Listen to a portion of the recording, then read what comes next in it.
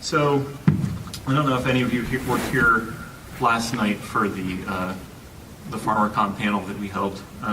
It ran kind of late, so there weren't a lot of people here. But there were a couple big announcements that were made regarding farmer works. One of them was when Scott Eckert is going to be completing Philip is a Farmer's The Monster on Hold, which Phil had started back in the probably early 1980s. And that's a huge deal. That's the fourth book in the Doc Calvin, Lord Grunneth series, the Secrets of the Nine series, so we're all super excited about that. And the other announcement was that I am going to be writing two books, Hadon, King of Opar, and Blood of Ancient Opar, which will take place directly after the Song of Kwasin, the third book in the Kokarsa series. And this is extremely exciting because, I'll wait for the phone to stop. It's okay.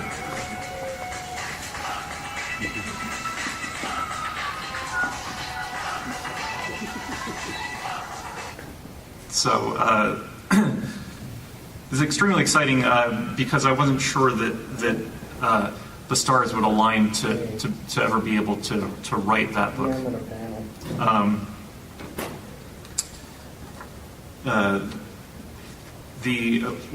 We had been planning to. There was an announcement in the PharmaCon program that I was going to be writing a couple books down the line in the chronology of the Kokarsa series, what was going to be called the Foundation of Kor trilogy, which was going to be about the hero Hadon's son. A lot of people say Hadon or Hadon, Hadon of Ancient Opar. Phil pronounced it Hadon, just so you're not confused when I say it the way that Phil said it. But he was going to write, Phil had plans to write further books that were going to be about Hadon's son, Kor, K-O-H-R, who had left Opar after the great cataclysm that destroys Kokarsan civilization and founded his own city, which would one day be called Kor, K-O-R, and is featured in H. Rider Haggard's She books, She, A History of Adventure, and then Asha, The Return of She, and then She and Alan, which is where She meets Alan Quatermain, and then a book called Wizard's Daughter. So one of the reasons that it was uncertain whether I could continue Hadon's storyline is that the books took place in Opar, which is a lost city that was created by Edgar Rice Burroughs. So when the opportunity had come up to write the Song of Kwasin, it actually took place far away from Opar on the main island of Kokarsa, where the capital of this larger civilization, of which Opar is a single city. I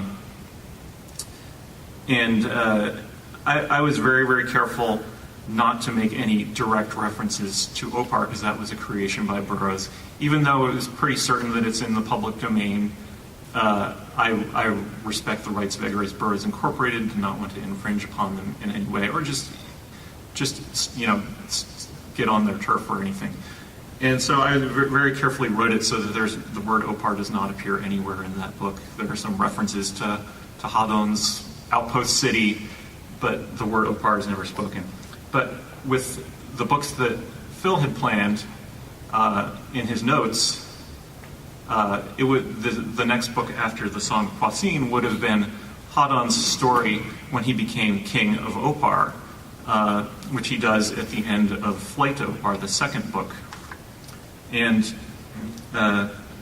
so we, a few months ago, had queried Edgar Rice Burroughs Incorporated just to see if they would be okay if Meteor House would publish and the farmer estate would authorize works that were continuing the series set actually in Edgar Rice Burroughs' Opar, but 12,000 years, excuse me, before the Tarzan novels, where Opar originally appeared. Phil owned the copyrights on Hadon of Ancient Opar and Flight to Opar, so there really was probably no question about it, but just out of respect. And we didn't receive a reply for quite some time until yesterday. And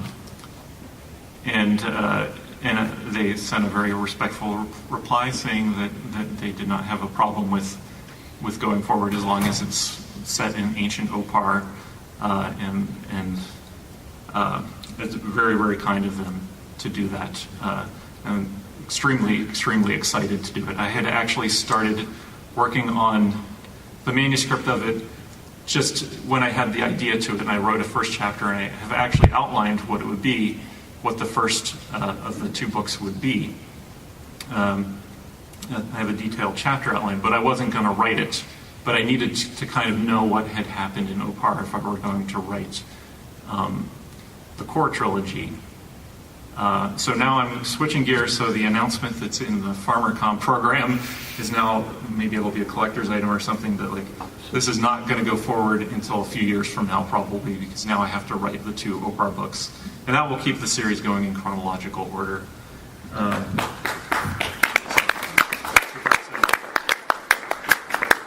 About that. So I actually have accessed my Dropbox account, and I have the chapter 1 that I had written. I cannot promise that the published chapter will resemble this in any way, because I do revise things completely from time to time and wipe out entire chapters. But right now, this is what I have for chapter 1, and I'll read it. It's a pretty short chapter, so it won't keep you here too long. But how many people here have read any of the Kokarsa series? It's interesting. Oh, fair portion. Okay. All right. So this is set in the city of Opar after the great cataclysm that has shattered the empire of which Opar is just one small city. And Opar is basically now on its own, and it's been on its own for several years now. And that's where this picks up. Hadon is now about 40 years old. Hadon's son, Kor, is about 20. And we'll see what state Opar is in here. The shrill blast of the horn of eternal vigilance, having been silent for over 12 years, sounded once again in Opar. Hadon stood up from his meal in the Hall of Ancestors, leaving the food on the table before him untouched.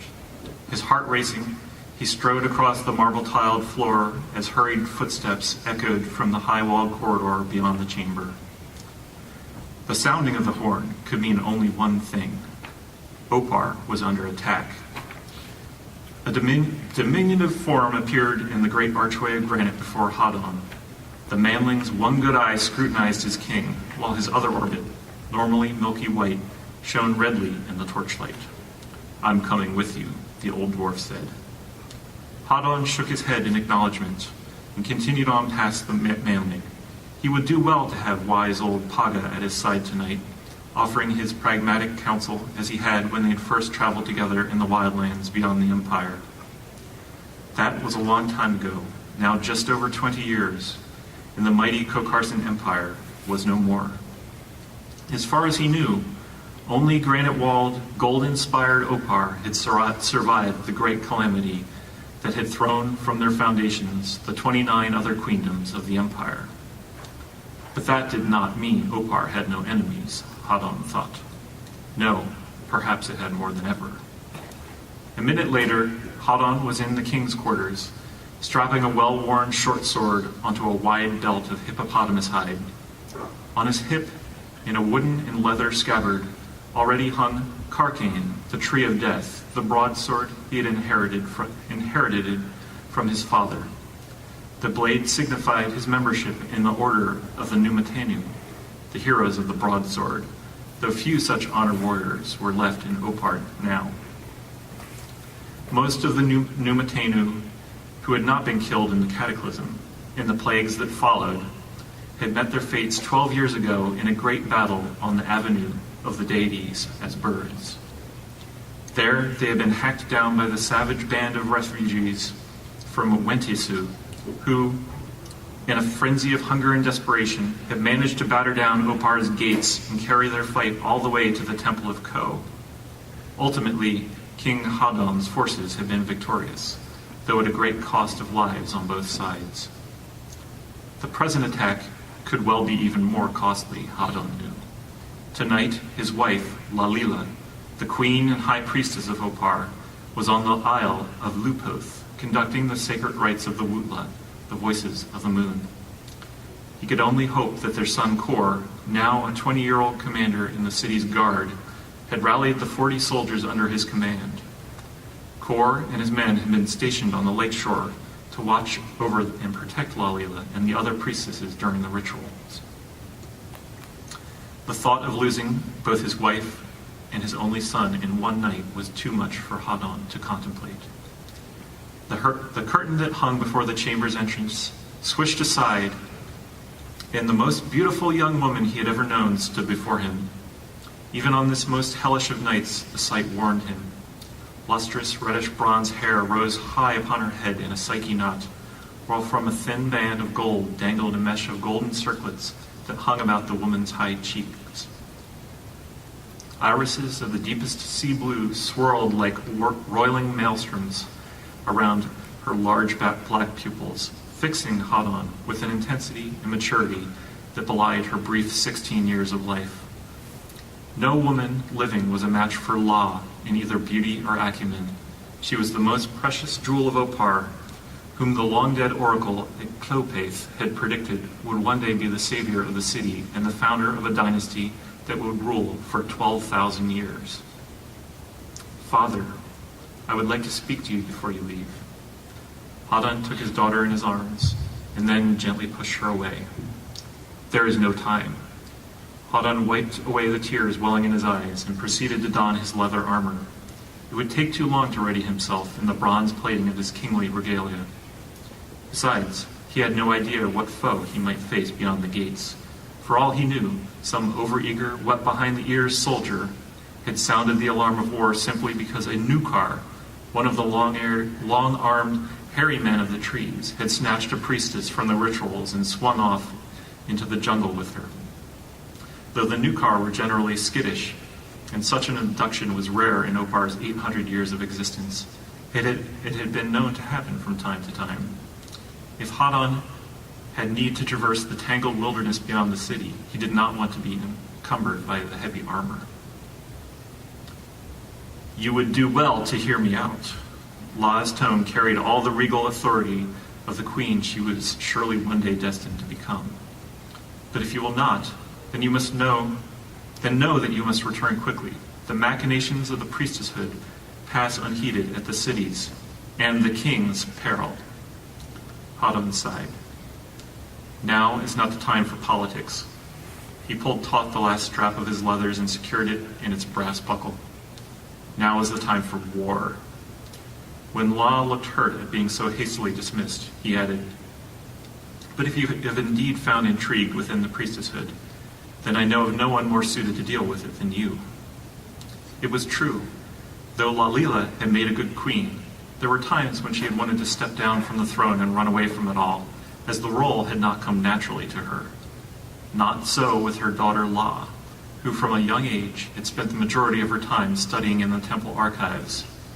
When La was old enough, she had begun putting into practice that which she had learned from the 1,600-year-old history of the priestesses of Ko, fostering alliances and creating divisions where necessary to strengthen her position in the temple leadership. It was, in fact, for this reason that Lalila had left her daughter in charge of temple functions while the votaries of the Wutla carried on the evening ceremony on the Isle of Lupoth. La, despite her young age, was more qualified than any other priestess to preside over the Temple of Ko in the queen's absence. At another time, Hadon might have heeded La's warning, but not now, when Lalila's life was at stake. Even the slightest delay could mean tragedy for the city, and for those whom Hadon loved. You are the king, O father, La said, and in matters of war, your will isn't to be questioned. We'll speak of these matters upon your return, but I implore you to take Toganano one of my most trusted and skilled servants with you. He is a tracker like no other, and you may be in need of him." Hadon laughed tersely. "A Gokako? Your prejudice doesn't become you, father." Law's tone was a dagger lace. "Heed well the scriptures of Lupoth herself. The Gokako, though they have been forced to live in the hovels outside the city gates, are as much Ko's children as any human. Lupoth lived a long time ago, and much has changed in the 700 years since she died, but I have no time to argue with you." Hadon drew his daughter to him and kissed a stray coppery bronze lock that fell upon her forehead from beneath the golden circlet. "Tell Toganano to report to Paga at the inner gate immediately. I won't wait for him if he's late. When I leave, the gates are not to be reopened until I return, whether in victory or in death. If the latter, seek out Fokla. You will need the oracle's help during the transition should rule of the city pass to you." And then Hadon, king of Opar, turned from his daughter and made for the inner gate, ready to lead his forces against whatever enemy might await them.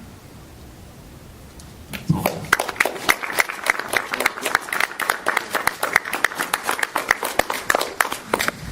And if anyone has any questions, that's all I have for the reading. Completely open. So when might you finish that book? When might I finish it? I hope to have it finished by from FarmerCon in PulpFest of next year, so that we can release it at PulpFest. Wonderful. So, yes. I got here late, but did you say there was a FarmerCon program book? Yes. Stop by the Meteor House table. Up by where? Meteor House table. Okay. In the far aisle. Yep. Yeah, I have no idea. Yep. Yeah, we didn't have them out at first. We forgot about them. You'll hear me talking about a series that will be written maybe 3 years from now.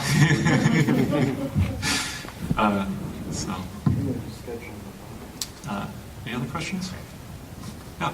A lot of people have talked about this, but I find it interesting that science fiction writers, for the most part, did not realize that miniaturization was going to happen in computers, and so Athena, of course, is an enormous, huge power of the computer, whereas by the time we get to the 23rd century, if we do, it's going to be way tinier. Yeah, absolutely. And that was one of the fun things about writing that story, because I got to write a retro science fiction story, and I put a lot of stuff like that in there.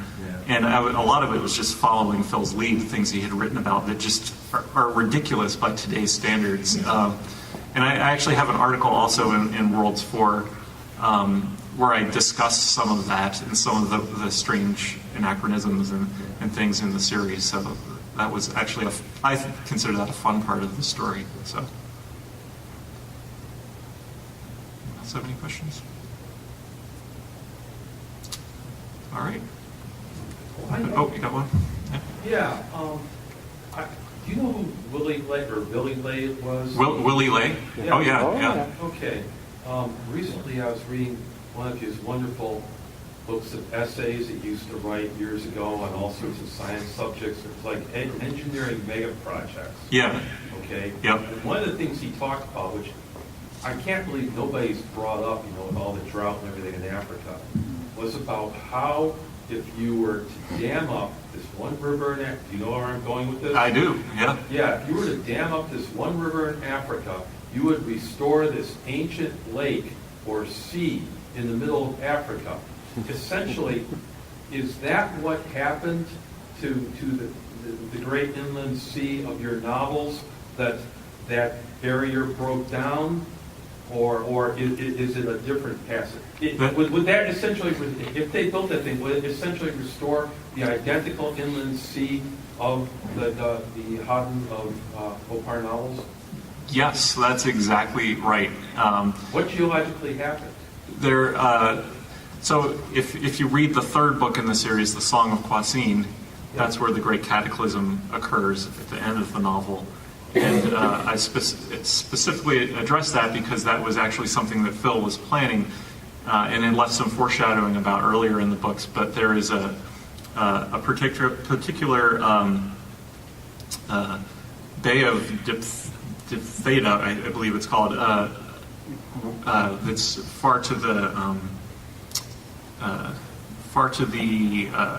west of the ancient Africa, the Cocarsan Empire of the Southern Sea, where there's kind of a cliff-like wall that's holding in the water of the sea, and if that breaks, then the seas begin to drain. And so what happened was during the cataclysm, this is something that Phil was planning, that breaks, and then the inland seas drain. So there was a massive continent-wide earthquake that caused that particular wall of cliffs to break, and then it drained out via a river and probably a great flood at the time, and drained the seas over a period of generations. You know, if you guys ever put out another one of these monster books with lots of essays, you might want to see if you could get the rights to that and then publish a little, or somebody could write a little afterward. Yeah, about the actual history. So Phil had actually read that essay, and that was one of the places that he got his source of information for having. He has two great inland seas of this vast Central African empire, and he was very, very well aware of that. And a lot of this was based on also two Edgar Rice Burroughs fans with whom he was in correspondence, Frank Breckel and John Harwood, who had written a very masterful treatise called Heritage of the Flaming God, which was intended to be published in the Burroughs Bulletin back in right around the time that Hadon of Ancient Opar came out in 1974. In fact, Phil thought it would be already published when that book came out from Dahl Books. And in the aftermath of that book, there's a note saying it was published in the Burroughs Bulletin. But Vern Coriel, who ran the Burroughs Bulletin, often did some weird things where he would skip issues and things like that, and he just never published it. Even though there were issues that were published after that, it never got published. And it wasn't until I believe around 1999-2000, a guy named Alan Hansen, another Burroughs fan, found the manuscript to that essay, that monograph. It's quite a lengthy monograph, and published it. So if you Google Heritage of the Flaming God, you can find the website. You can buy it through PayPal direct from him. It's not generally available through Amazon or anything like that. But it is a fascinating book, and he's included a lot of bonus material in it, including a letter from Phil about the Opar series and some of the inspirations behind it. This is, of course, before the Song of Kwasin was written. But even at that time, he was thinking about finishing it, but he was about to go into retirement. And then he had finished his Tarzan novel, and that was like the last major work that he did. But highly recommended reading. I believe it was only about 2 months ago that there were some scientists who found strong evidence that there was a huge system of rivers in northern Africa, which possibly answers the question of how the people got, because they had to walk, of course, how they got out of Africa, without starving to death. Right. And they have strong evidence now of a big series of rivers that existed in. Yeah, Phil was working a lot with, he loved anthropology, loved history, loved geography, everything, and he really put his all into the world building of this series. There's just such a richness, just in the two books that he himself wrote the full manuscripts of, Hadon of Ancient Opar and Flight to Opar. They're just so rich with that kind of thing. What about the War Axe of Kwasin? Is that going to show up again? It will. So at the end of not to spoil it, but apparently I have to spoil it because I'm talking about the cataclysm and all. But at the end of the Song of Kwasin, Kwasin was this kind of barbarian-like giant trickster figure, not necessarily a nice guy, but he got pulled into the war between the priestesses and the priests in ancient Kokarsa, the Great Civil War. And he inherited that he was given this axe by the character Paga, who was mentioned in the piece that I just read.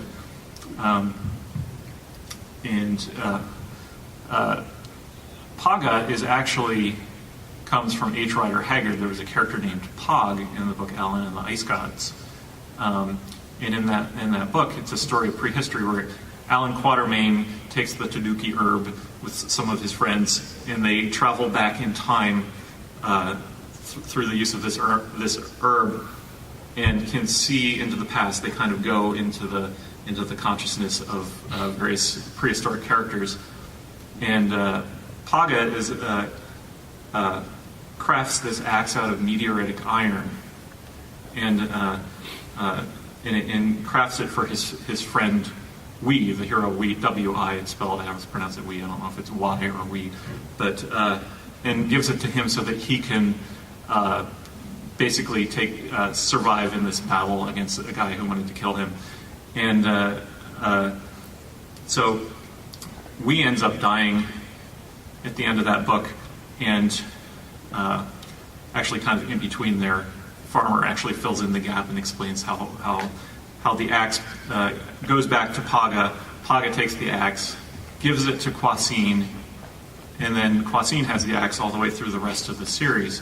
At the end of the series, at the end of the third book, he loses the axe in the Cataclysm, and Kwasine's fate is unknown after that. But the axe, Hadon finds the axe at the end of the book and decides he's going to give it to his son, Kor. And so it passes to Kor. So in the new series, Hadon, King of Opar, Hadon's son Kor will have the axe. So there will be certainly some feature roles with that axe, some feature scenes. So the axe connects forward to other storylines too, doesn't it? Yes. So the axe. So Haggard wrote a lot about the axe. The character Umslopogaas, Haggard's famed Zulu warrior, who is in a number of books, actually gets a hold of the axe in the book Nada the Lily, and it's with him in the book She and Alan when Umslopogaas visits Kor with Alan Quatermain, and ultimately the axe is destroyed in the book, the last Alan Quatermain with the internal chronology, the last story about Alan Quatermain before he dies. The axe is shattered on an altar, I believe, and so what Phil was doing with the axe was he was telling the lost history of the axe, how it got from when Paga and we had the axe to ultimately when Umslopogaas had the axe. Rick. Can you explain the identity of the wizard character from She and Alan? The wizard character, Zikali. Rizu. Oh, Rizu. Okay, yeah. I will not explain who he is in the two Opar books that are coming up. But in the series that we erroneously announced, that was going to deal with that, and yes,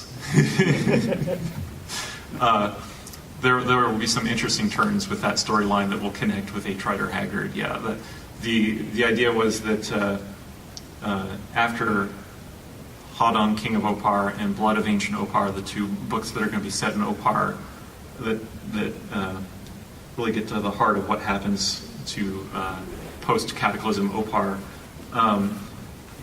When I eventually get around to writing what I call the Foundation of Kor trilogy, it's going to be as much H. Rider Haggard based as the earlier Opar books were Edgar Rice Burroughs inspired. So yeah, there's going to be a lot of tying in with H. Rider Haggard storylines and Lost Cities and that whole thing. Thinking of tying in the story code, I think it's School Blue, it's HEU-HEU. I have certainly read that and seen connections, yes. Okay. Yeah. Another sort of prototype of King Kong. Yes, yeah. It's a great story. I should mention that Rick wrote an essay a number of years ago before I had actually written the Song of Quasine, that speculated about the identity of this character, this giant character who in many ways resembles Quasine, strangely, but he's in the 19th century. But how can this be? How could Quasine, if he were the Quasine, how could he be there? And he's an immortal, this giant Rezu. She, Asha, as Haggard pronounced it, the main character of the book, she says that she is, of course, immortal. She has the fire of life that she bathes in and has attained immortality. Says that Rezu gained immortality through the same means that she did. So we already know that there's some kind of immortality thing going on with Rezu. And what Rick did was point out there's a strange similarity between the characters Quasine and Rezu, who also has a history with the axe. So it seems that actually is a thread that's carrying on. So I acknowledged Rick when I wrote the Song of Quasine because there are some subtle references to that I put into the Song of Quasine. So, but you don't need to know all this stuff to read them and enjoy the books. But it is an enhancement. Farmer tended to put all these Easter eggs and things that if you happen to have read a certain book here or there, and it's hard to have read them all, and we're still uncovering a lot of these Easter eggs, but it makes it that much more enjoyable reading it. It's kind of like seeing, I guess for comic book fans, seeing the Marvel movies or whatever, and they're slipping in a reference here and a reference there and things, and it enriches the experience and makes it seem like a more expansive universe. So, other questions? Okay, we'll wrap it up. Thanks, guys, for coming out. I really appreciate it.